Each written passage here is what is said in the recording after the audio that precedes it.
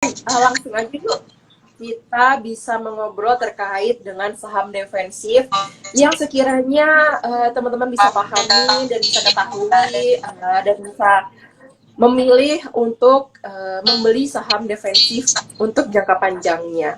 Oke, Kak Helen, yang pertama boleh kita ulangi kembali seperti apa sih saham defensif itu, Nah, Kak? teman-teman semua, terima kasih udah join sama kita. Nah, pada sore ini kita akan membahas mengenai salah satu jenis saham yang ada, yaitu saham defensif. Mungkin teman-teman juga udah sering banget dengar mengenai saham defensif itu, tapi masih belum ngerti sebenarnya saham defensif itu artinya apa. Nah, jadi merupakan saham yang memberikan dividen yang konsisten dan juga relatif stabil terlepas dari kondisi pasar saham secara keseluruhan. Misalnya ketika pasarnya lagi naik, nah jadi tetap kinerjanya cukup relatif stabil. Kok bisa begitu? Nah, itu disebabkan karena adanya permintaan yang tetap untuk produk-produk dari perusahaan-perusahaan tersebut, baik dalam kondisi ekonomi yang misalnya kondisi ekonomi lemah, demand-nya juga masih ada, kondisi ekonominya bagus, demand-nya juga masih tetap ada, sehingga kinerjanya juga cenderung lebih stabil, yang akhirnya terrefleksi oleh pergerakan harga sahamnya. Oleh karena itu, saham defensif biasanya menjadi salah satu pilihan buat investor untuk menjadi bantalan ketika kondisi ekonomi melemah dan keadaan tidak menentu. Baik, jadi secara lebih luas untuk saham defensif ini sangat dibutuhkan baik itu jasanya, bisnisnya ataupun produknya untuk di semua lini bisnis ya, Kak Helen. Dan nggak terpengaruh apabila ada pergerakan ekonomi yang melemah atau pergerakan ekonomi yang membuat apa namanya seperti ISG mengalami naik turun, saham defensif tetap stay dan tetap bisa mengambil return yang banyak gitu ya Kak ya. Oke. Kak Helen, untuk saham defensif itu sendiri cocoknya untuk investor jangka panjang atau seperti apa nih Kak? Nah, untuk saham defensif sendiri memang bisa menjadi pilihan bagi teman-teman investor ini. Akan tetapi kita juga harus memperhatikan bahwa mengenai kriteria untuk saham defensif ini. Nah, biasanya ketika kondisi ekonomi cenderung tidak menentu, misalnya mungkin teman-teman masih ingat ketika di tahun 2020 pandemi COVID pertama kali masuk ke Indonesia, baik di lapangan maupun di pasar saham yang menyebabkan IHSG melemah dengan sangat signifikan. Nah, ketika kondisi-kondisi ekonomi tersebut sedang terjadi, biasanya saham defensif menjadi salah satu pilihan bagi investor ya, karena kinerjanya masih relatif stabil, karena produk-produk yang dihasilkan oleh perusahaan tersebut masih tetap dibutuhkan oleh konsumen. Nah, itu sehingga menjadi salah satu pilihan bagi investor mengelola portofolionya.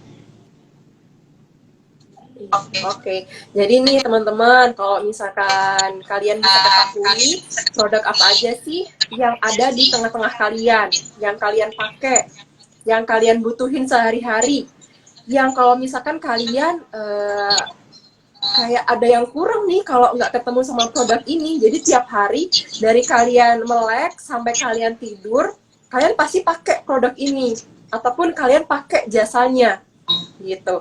Nah itu salah satu kriteria saham-saham defensif yang kalaupun misalkan ada gejolak ekonomi, kalian tetap butuh sama saham ini, produk saham ini gitu.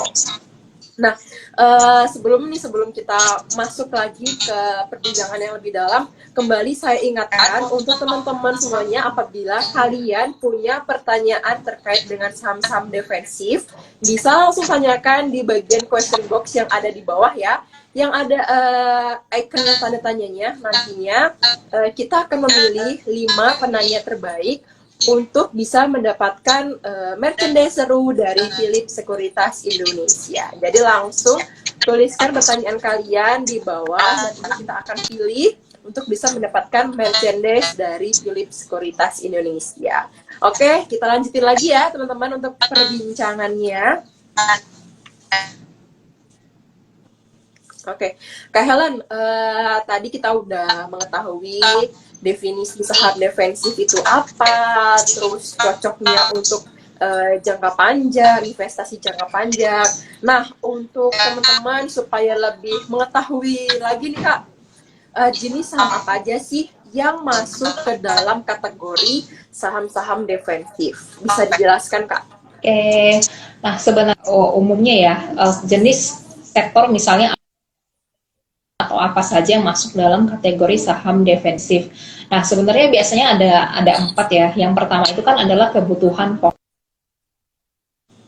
Dalam kebutuhan pokok yaitu pastinya adalah barang-barang yang dibutuhkan oleh masyarakat untuk memenuhi kebutuhan seperti kondisi ekonomi seperti apa, kita tetap membutuhkan barang-barang tersebut, yaitu misalnya barang-barang rumah tangga, makan, produk-produk kebersihan untuk diri sendiri.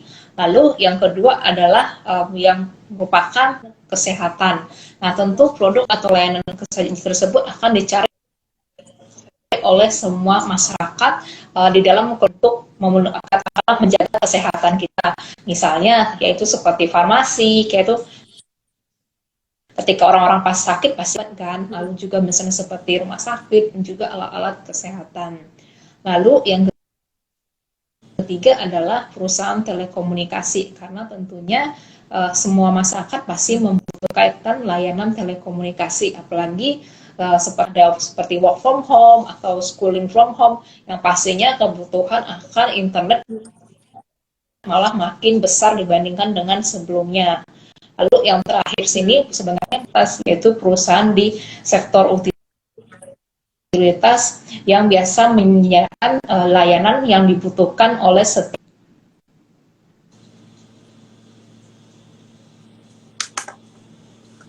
Oke.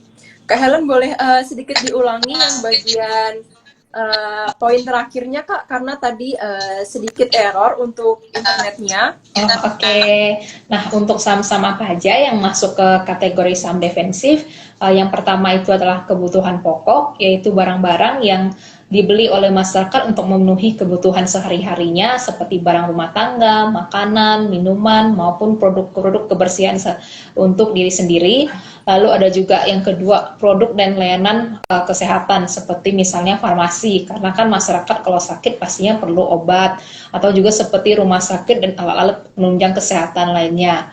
Lalu yang ketiga merupakan perusahaan, karena tentunya semua masyarakat membutuhkan layanan telekomunikasi, apalagi saat ini dengan adanya pandemi, kita mungkin masih ada sebelumnya ada work from home, juga ada sekolah datanya, kebutuhan internet malah menjadi makin besar.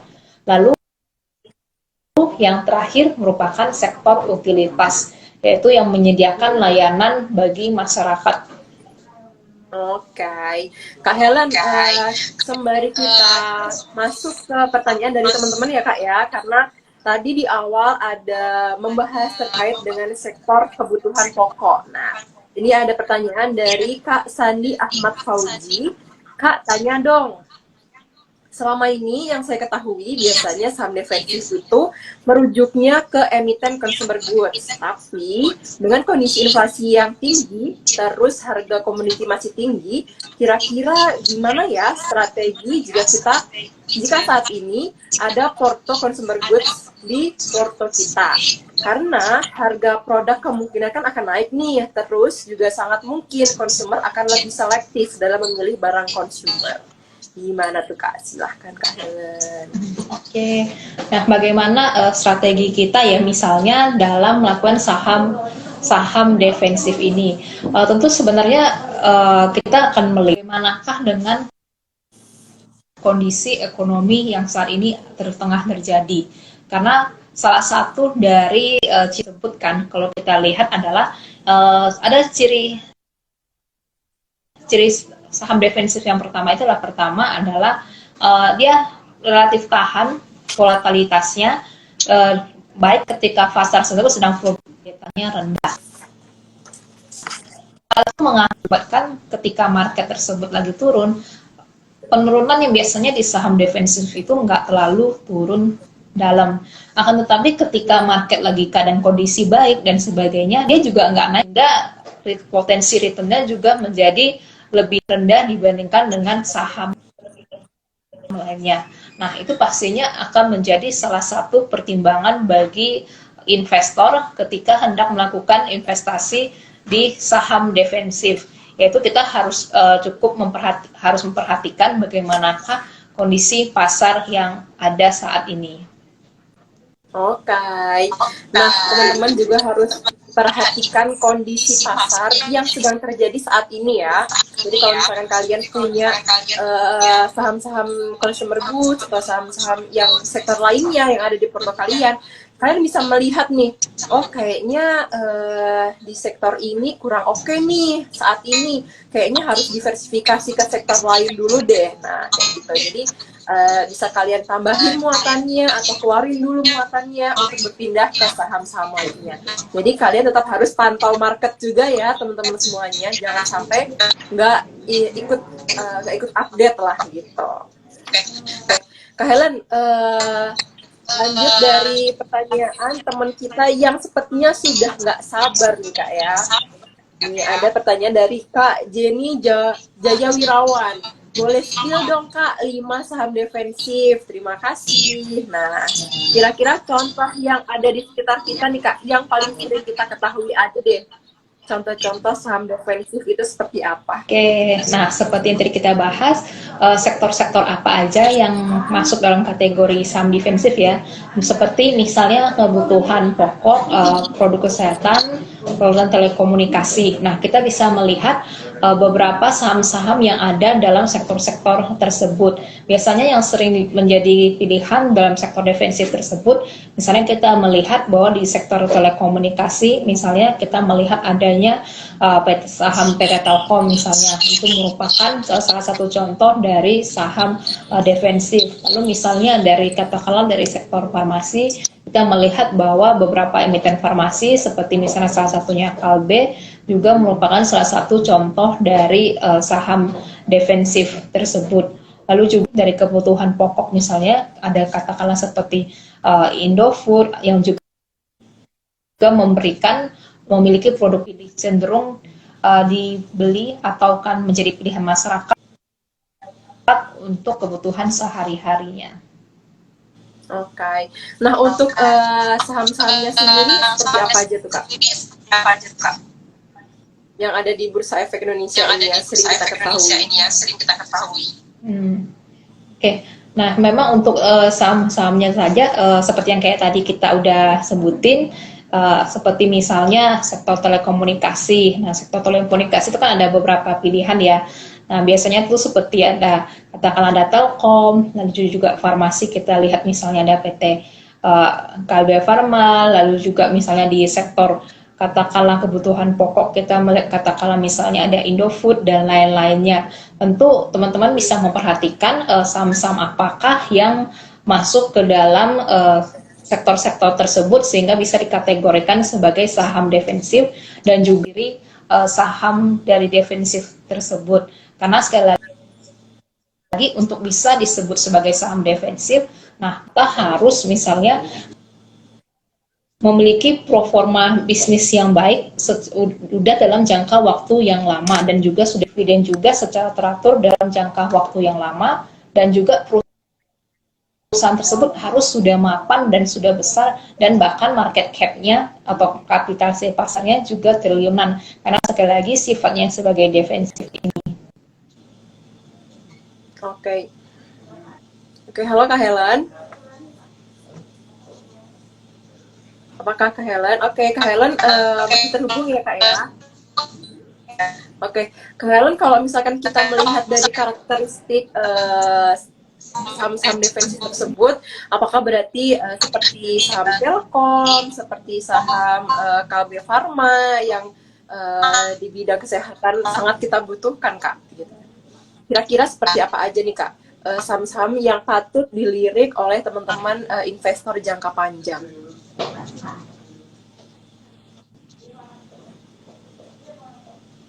Halo Kak Helen.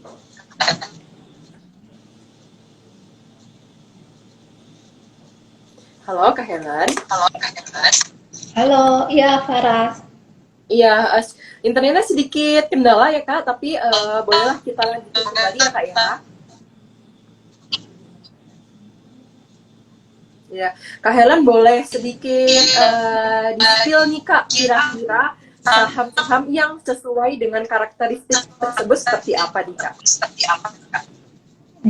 Oh, Apakah seperti oke. Telkom Nah, atau sebenarnya Adi sahamnya Pharma ya. dan lain Nah, kalau sebagainya? kita melihat ada Mm-mm.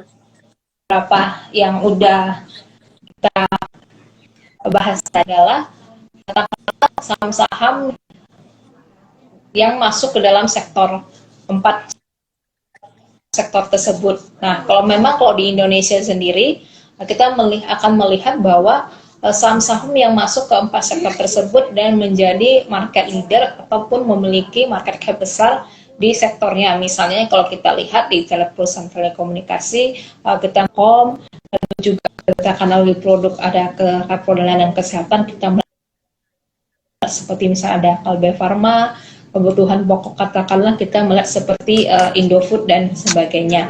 Tentunya kalau teman-teman ingin melakukan investasi sektor defensif, teman-teman tetap perlu memperhatikan bagaimana kinerja dari perusahaan tersebut untuk investasi teman-teman. Oke. Nah, Kak Helen nih, pertanyaan yang mungkin juga terlintas di benak Sobat Unip semuanya, apakah dengan kita membeli saham defensif ketika perekonomian sedang melemah, cenderung beresiko atau tidak nih Kak? Oke, nah memang untuk saham defensif ini ya ketika perekonomian tersebut cenderung melemah, sebenarnya ketika perekonomian cenderung melemah justru saham defensif ini malah menjadi salah satu pilihan bagi kita. Nah, kenapa? Karena dari segi katakanlah usaha bisnisnya maupun dari segi kinerjanya relatif tidak begitu terpengaruh apabila di sektor lainnya sehingga dapat menjadi salah satu pilihan bagi investor karena kebutuhan pokok. Katakanlah misalnya ketika kondisi perekonomian cenderung lemah atau lagi presio, apakah misalnya kita tetap masyarakat kan tetap akan makan, tetap akan minum, tetap membutuhkan katakanlah misalnya produk sehari-hari seperti sabun, sampo dan sebagainya, sehingga relatif demand-nya masih tetap ada dibandingkan produk-produk lain yang dimana masyarakat cenderung untuk mengurangi konsumsinya terlebih dahulu. Oke, jadi teman-teman nggak perlu khawatir di tengah gejolak perekonomian yang sedang melemah, kalian tetap bisa stay dan beli lagi saham-saham defensif karena tentunya produknya, bisnisnya, jasanya masih tetap kalian butuhin dan semua orang butuhin. Jadi demand-nya masih tinggi gitu ya.